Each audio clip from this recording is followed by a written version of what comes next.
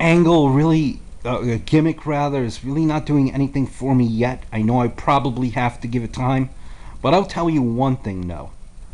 Maybe this Bros Clay angle is not for me. Maybe it will never be for me, but with that one thing that I will tell you, if and when Brodus Clay gets released eventually, this dude is going to be making a shit ton of money on the independence scene. Because this little entrance, this little dance, Planet Funkasaurus that he has going on, if he's able to keep on going with it, the kids love it. They go crazy for it. He's going to make a shit ton of money at a local gym near you many years down the road off of this gimmick. Same thing goes for Santino Marella. With that fucking sock puppet that he has, you know, being 31, again, Santino really doesn't do much for me. But this guy, Santino, more so than Brodus, is hugely over with the kids. These two are set for life. If they ever get released, especially Santino, he's going to be a huge draw on the independents. Huge draw. Brilliant, whoever came up with this gimmick. Especially, you know, if kids continue to buy into this. Sneezed, coughed, maybe scratched yourself. You missed the Divas match. Divas match really doesn't do anything for me. You have Layla going against Beth Phoenix, upcoming pay-per-view. I'm sorry, Layla could wrestle far better, probably, than more than half of the Divas currently on the roster. But she came out when she defeated one of the Bellas in the last pay-per-view, Extreme Rules. Got no reaction, really. I don't know. Where is Awesome Kong? Please tell me what happened to her. I'd rather see Awesome Kong versus Beth Phoenix. I thought that was the whole game plan going into Extreme Rules. The reason why I thought Beth Phoenix lost is because I thought that Awesome Kong would be coming back during that pay-per-view. So, the logic was, the theory was, at least in my opinion, that they didn't want Beth Phoenix to lose to Awesome Kong. They didn't want her to look bad. So they figured they put it on the Bellas, who are on the way out. Awesome Kong will come out, destroy him, sets up a feud between Awesome Kong and Beth Phoenix leading into SummerSlam. Obviously, that did not happen. Where is Awesome Kong? Does anyone know? Divas match. Kelly. Just a thought out there, and I know I'm going off of a tangent here. Have you ever noticed that Kelly always wins with a roll-up? Does she have a finisher move? Seriously, think about it. Look at all the YouTube clips. Every single one of her matches, for the majority, probably 98% of them, are with a roll-up. Come on. She is so awful. Can you get rid of her, please? Please. That is all that we have tonight. That's all that I have for you guys. Follow me on YouTube. Smart Chat. Subscribe. Leave a comment. Leave me feedback. Send me an email. smarktalk@gmail.com. And again, follow me on Twitter. Smart Chat. I tweet during Raw, Impact, SmackDown, pay-per-views for the most part. And again, tweet me. Have a conversation with me. I really, like I mentioned, want this to be bigger and better than all these other, you know, markish podcasts, vlogs that you have. Simply just going, you know, just simply in love with one product and not opening their eyes towards all these other types of wrestling promotions that you have out there. So I really like to touch on every angle and every thread, indies, whatever it may be, and even classic nostalgia. So again, hopefully you enjoyed this. Again, this is just all opinions. And until next time, talk to you guys later. Later, Marks. Big Show versus Cody Rhodes.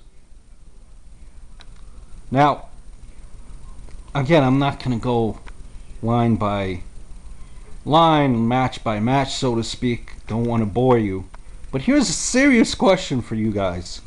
I want to know how many people are buying the knit hat, Big Show's merch, the big hat, the knit hat.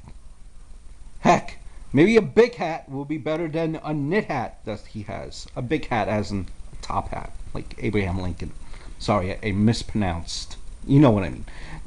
Anyway, knit hat. How many people are buying a knit hat? And I really want to know if Big Show one day went into creative and said, you know what? To get over, I will wear a knit hat. This will definitely get me over. Let me wear a knit hat to the ring. How many people, how many kids are tugging at their pop's shirt or their mom's skirt or screaming, crying, hooting, and hollering for a Big Show knit hat? That is the question. Knit hat. I should have done this in the beginning, but I really need to be more prepared because now I'm going back into Paul Heyman again. And I'll leave you off with this. And again, you can follow me on Smart Chat. Subscribe to my YouTube channel, Smart Chat. Send me mail, smarttalk@gmail.com. Leave your comments, leave your thoughts, leave your feedback. Subscribe, pass it along. Help me. Help me. But in going back, Paul Heyman. Now, he came out to that no pop, no reaction whatsoever. And then he proceeded to quit. I say that part of a storyline, or at least I think it is, because quite honestly, I think I'm being worked here. I have no idea what's going on. But he quit for Brock Lesnar. Now, here's where I'm a little bit confused, or at least I don't know what to believe. You hear that Brock Lesnar legitimately, after the pay-per-view, was upset.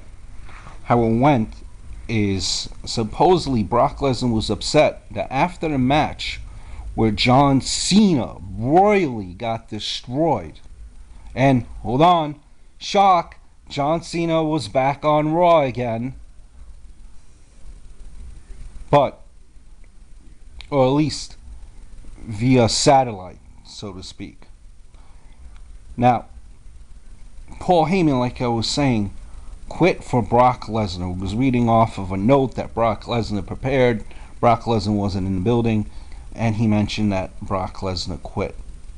Now, I'm a little bit confused. I'm not sure if this is legit, or if this is a work, or if this is a shoot, a combination of all three. Because, like I mentioned, there was legitimate beef that Lesnar had with Cena, in the fact of Cena cut that promo after he got the living shit kicked out of him, walked up, wasn't selling no injury, thanked the fans, so on and so forth. So Brock Lesnar in the back probably is thinking, I just gave this guy an ass kicking and storyline. He's making me look like shit now. I'm supposed to be this big monster, and he's making me look like shit by cutting that promo. Not selling no injury, nothing. He was supposed to be carried out on a stretcher.